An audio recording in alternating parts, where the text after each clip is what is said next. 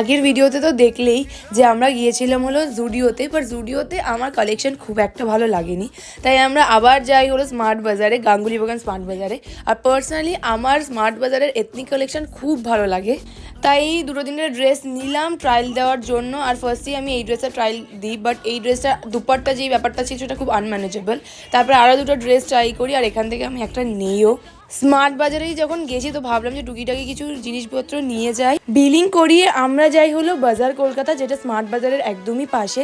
আর বাচ্চাদের কালেকশন কিন্তু আমরা 3টে শপিং মল ঘুরলাম, পেলাম না, বাট বাজার কলকাতা কিন্তু খুব ভালো বাচ্চাদের কালেকশন ছিল। শানু 3টো ড্রেস ট্রাই করেছিল, আর ওখান থেকে ও 2টো ড্রেস নেয়। আর তারপরে আমি গিয়েছিলাম আবার আমার জন্য ড্রেস, কিন্তু এখান থেকেও কিন্তু আমার কিচ্ছু পছন্দ হয়নি। তারপর আর কি বাড়ি চলে এলাম। আর সেদিন কিন্তু শুধু শানুর জন্য শপিং হয়নি, আমার পিসির মেয়ের জন্য হয়েছে। 2 বোনুর জন্য কিন্তু একদম সেম জামা নেওয়া হয়েছিল। যাই হোক, আজকে ভিডিওটা এই অবধি।